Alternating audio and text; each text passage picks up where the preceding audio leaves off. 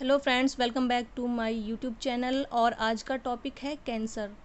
दोस्तों, क्या आप जानते हैं कैंसर क्या है और कैसे होता है? तो सबसे पहले बता दूं, हमारे शरीर में बहुत सारी सेल्स होती हैं जो स्पेसिफिक टाइम पर और स्पेसिफिक फॉर्म में वो बनती रहती हैं, डिवाइड होती रहती हैं।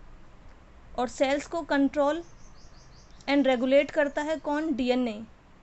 कभी कभी एबनॉर्मल कंडीशन आने पर डीएनए डैमेज हो जाता है, जिससे वो सेल को कंट्रोल नहीं कर पाता और सेल या तो डैमेज हो जाती है या फिर वो डाई हो जाती है, और उसके बाद वो वहाँ से रिप्लेस कर दी जाती है। और ये प्रोसेस होता है एपोप्टोसिस की वजह से। ओके, बट और उनकी जगह नई सेल्स बनती रहती हैं और पुरानी सेल्स वहाँ से रिप्लेस होती रहती हैं। ओके, बट कभी कभी हमारी सेल्स डैमेज तो हो जाती हैं, बट वो मरती नहीं हैं और न ही वो रिपेयर हो पाती, जिनकी वजह से वो सेल्स क्या करती हैं, वो कैंसर का रूप धारण कर लेती हैं। यानी कि वो अनकंट्रोल डिवीज़न करने लगती हैं, ग्रोथ करने लगती हैं, और उनसे बन जाता है एक मास, यानी कि कैंसर का एक मास, यानी कि बहुत सारे गुच्छा जैसा कोशिकाओं का गुच्छा सा बन जाता है, जिसको बोलते हैं कैंसर, और वो बढ़ता चला जाता है। Okay, cancer cell can break away from his original mass of sales.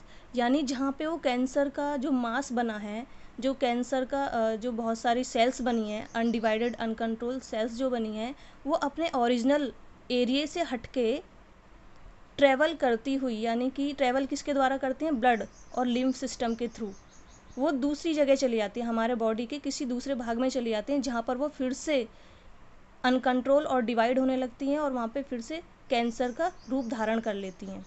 Okay, this process of cancer cells living an area, मतलब कैंसर सेल जहाँ से वो अपने एरिया को छोड़ के दूसरी जगह जाती हैं और वहाँ पे वो फिर से ग्रो करने लगती हैं, उस प्रोसेस को बोलते हैं मेटास्टेटिक स्प्रीड और मेटास्टेसिस।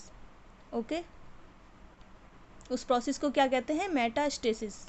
ओके, और ऑन्कोलॉजी किसे कहते हैं? The study of cancer. Cancer की स्टडी को ऑन्कोलॉजी बोलते हैं। ओके फ्रेंड्स, नॉर्मल सेल और कैंसर सेल में क्या फ़र्क है, क्या अंतर है? तो आइए जानते हैं। जो नॉर्मल सेल होती हैं वो रेगुलर फॉर्म में होती हैं, यूनिफॉर्म में होती हैं। आप देख सकते हैं यहाँ पे एक सेल से दो सेल डिवाइड हो रही हैं एक पर्टिकुलर शेप में, और इसका अमाउंट भी बिल्कुल फिक्स डिवाइड हुआ है।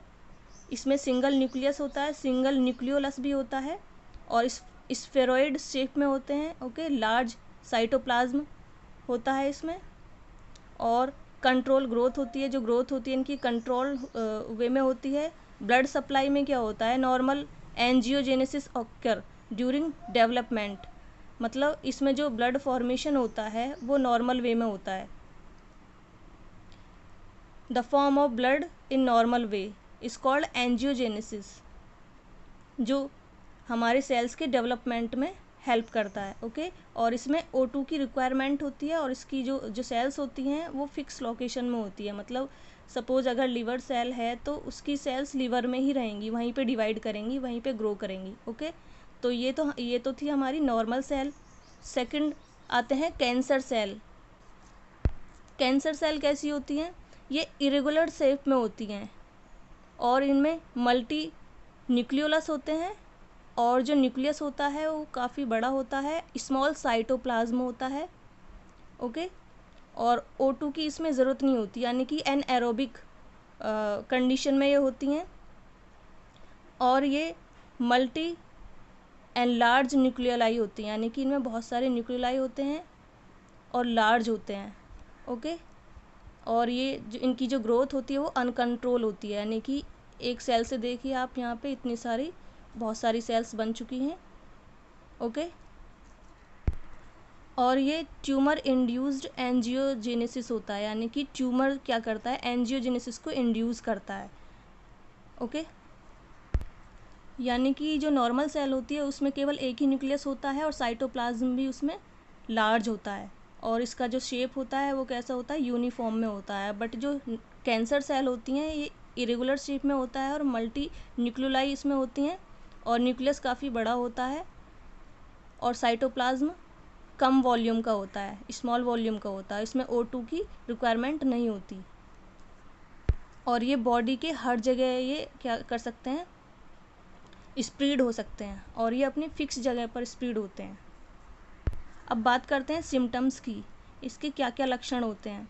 तो यहाँ पे देखिए, इसमें एबनॉर्मल ब्लीडिंग होती है, प्रोलॉन्ग्ड कफ यानी कि लंबे टाइम से जो खांसी वगैरह होती है, वेट लॉस हो सकता है, चेंज इन ब्लैडर मोमेंट यानी कि जो हमारा ब्लैडर होता है उसके मोमेंट में चेंज हो सकता है, फैटिग यानी कि कमज़ोरी, पेन दर्द, स्किन चेंजेस यानी कि हमारी स्किन त्वचा है उसमें कुछ चेंजेस नज़र आएंगे, फीवर, लम्स होते हैं, अगर हमारे स्किन के अंदर कुछ गांठें बनने लगें तो उसको लम्स बोलते हैं। तो ये इसके सिम्टम्स हैं। अब बात करते हैं रिस्क फैक्टर, यानी कि इसके क्या क्या फैक्टर हैं जिसकी वजह से कैंसर हो सकता है। तो सबसे पहले आप सभी जानते होंगे तंबाकू से कैंसर हो सकता है, और ओबेसिटी आप जानते हैं, मोटापा, उसमें भी चांसेस होते हैं कैंसर के। Poor diet, lack of physical activity, excess alcohol, certain infection, कुछ इन्फेक्शन हमारे शरीर में हो सकते हैं जिसकी वजह से कैंसर हो सकता है।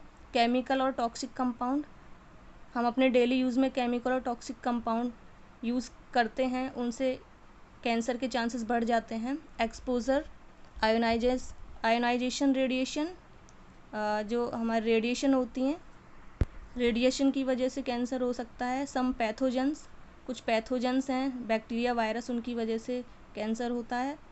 Human genetic. तो ये थे दोस्तों इसके रिस्क फैक्टर जिनकी वजह से कैंसर हो सकता है। वीडियो में हम कैंसर के टाइप्स के बारे में डिस्कस करेंगे। So if you like this video please subscribe and press the bell icon.